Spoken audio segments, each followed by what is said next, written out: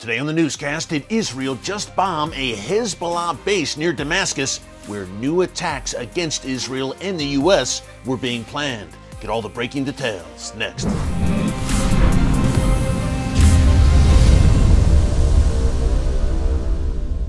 Hey folks, Erick Stakelbeck here. Welcome to the Watchman Newscast. If you watch this channel on a regular basis, you know that Israeli airstrikes against Iran and Hezbollah in and around the Syrian capital of Damascus are a pretty regular occurrence.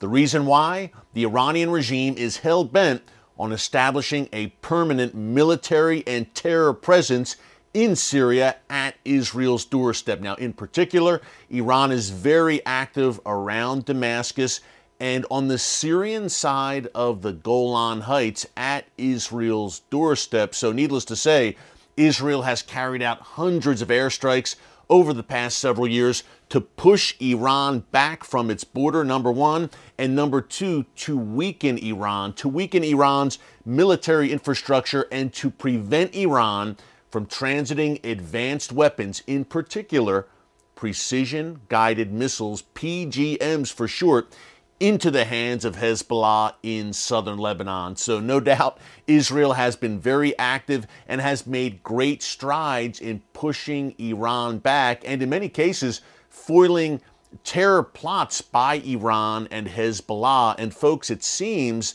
that Israel did just that yet again last Sunday night, May 28th. We're going to break down what appears to be a very significant Israeli airstrike against Hezbollah in Syria. Before I do, I just want to encourage you to subscribe to the Watchman News channel right here on YouTube and click the notification bell so you get alerts every time a new video is posted. Hey, you're not hearing about this in the mainstream media, folks, needless to say, and that's part of the reason why we do what we do right here on the Watchman News channel, so be sure to join us every single day for breaking commentaries out of the world's most volatile and strategic region, the Middle East and beyond, and how it affects you no matter where you live. Okay, let's get into it. The Golan File, that is the name of an elite Hezbollah unit that was reportedly planning new attacks against not only Israel, but against U.S. forces in Syria. Now, why would it be called the Golan File? Real simple, folks. They have a presence, again, in southern Syria, near the Israeli Golan Heights, along that Israel-Syria border. And the goal is to create a beachhead on the Syrian side and duplicate what Hezbollah has done in southern Lebanon. As you know, if you've watched the newscast, we've reported from there, from both borders, as a matter of fact, both the Israel-Lebanon border and the Israel-Syria border many, many times. But as you know very well, Hezbollah has a massive, it is their stronghold, in essence, in southern Lebanon, a massive stronghold. They rule that region with an iron fist, and many of their massive rocket and missile supply, at least 150,000, by the way, pointed at every inch of Israel. Many are located in southern Lebanon, not to mention always the looming possibility of Hezbollah ground forces attempting some sort of cross-border incursion into northern Israel. Certainly, Hezbollah leader Sheikh Hassan Nasrallah has threatened to do just that and to, in his words, conquer the Galilee. But Iran and Hezbollah would love to duplicate that very precarious situation on the Israel-Lebanon border. They would love to duplicate that in Syria and again create a second major beachhead where you have terror forces on Israel's Syrian border armed to the teeth with rockets, missiles, and with the ability to carry out cross-border incursions into Israel. This Golan File was also reportedly plotting attacks against U.S. forces in Syria. Now, the Foundation for the Defense of Democracies, a great think tank in D.C. that does deep analysis and research on all things Middle East, they reported this last week that the 900 or so U.S. soldiers were in the crosshairs of this Golan File. They also reported that Iran and Hezbollah and also Russia would love nothing more than to push U.S. forces out of the Middle East permanently. Hey, remember, 900 U.S. soldiers in Syria, about 2,000 next door in Iraq.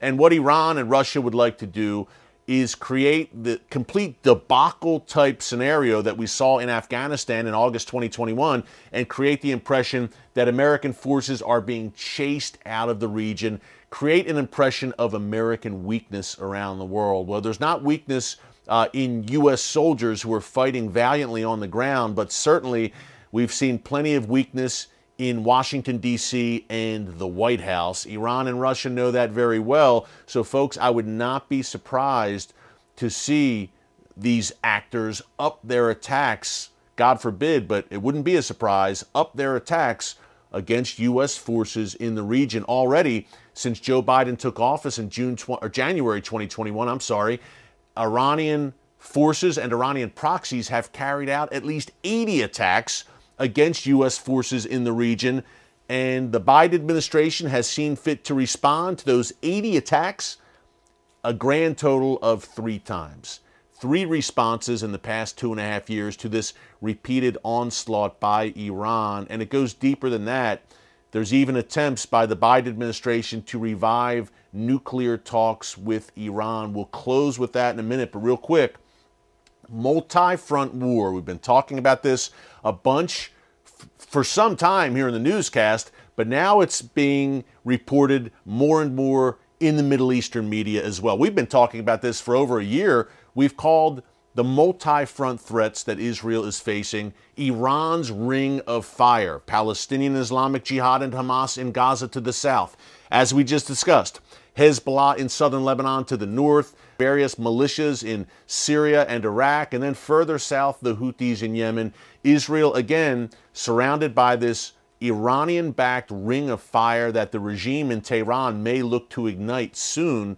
So we've been talking about this for a while, that Israel will face a multi-front war in the major conflict that's coming. We've called it here in the newscast the Great Northern War, because I believe the bulk of the action and the spark for this war will start up north most likely, but needless to say, the likes of Hamas and perhaps even the Houthis will throw their hats in the ring as well, armed to the teeth, remember folks, with rockets, missiles, and attack drones. Number one, we've got obviously statements from Israeli leaders warning about just that, whether it's Defense Minister Yoav Gallant, whether it's the Chief of Staff for the Israel Defense Forces, Herzi Halevi, and of course, Prime Minister Benjamin Netanyahu. And these very leaders are convening a meeting of Israel's Security Cabinet this Sunday, June 4th, to discuss the looming threat of a multi-front war and what must be done right now, as we reported earlier this week on the newscast. And again, if you miss any of our newscast,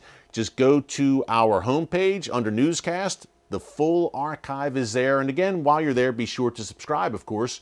But right now, Israel is in the midst of a 2-week massive military drill. It's called Firm Hand, preparing for, you guessed it, a multi-front war.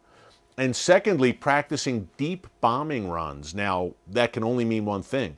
A deep bombing run, simulating a deep bombing run into Iran to target Iran's nuclear facilities, which are hardened deep underground, which are spread throughout that vast country. But Israel has been training and training diligently for such a strike over the past few years.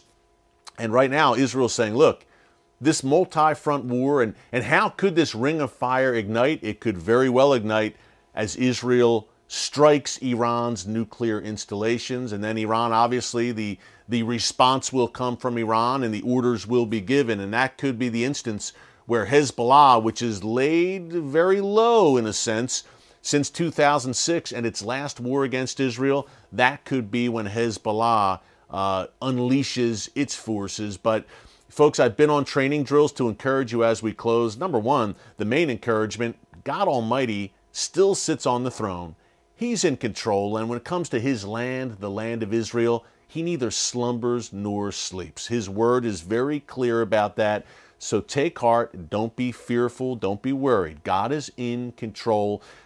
In the natural sense, I can also say that, look, Israel has been preparing for this for years. As far back as 2018, early 2018, I was on drills with the Israel Defense Forces for the Watchman. We filmed the drills. We were allowed to accompany the IDF on these various drills up north near the Lebanon and Syria borders. So Israel has been preparing for this for a while. I don't think there's much that will come that will surprise Israel. So fasten your seatbelts, because as Iran continues to drive towards the bomb and reaching the point of no return rapidly, the likelihood of that multi-front war grows greater every day. So keep it all in prayer, folks. Precarious times, Bible times, prophetic times, no doubt, and prayer works. So let's continue to pray for the peace of Jerusalem and God's hand of protection over the land of Israel. As an American as well, I know we have viewers from around the world. I would love your prayers also for God's hand of protection over the U.S. soldiers and personnel in the region as well. Hey, thanks so much for joining us here today on the Watchman Newscast. Until next time, God bless you. And remember, never hold your peace. Hey everyone, thanks for checking out the Watchman Newscast. Make sure you hit the subscribe button so you never miss an upload, and tap the bell icon so you're notified every time a new video is posted. And don't forget to share your thoughts, insights, and comments below. Thanks for watching. We'll see you back here tomorrow.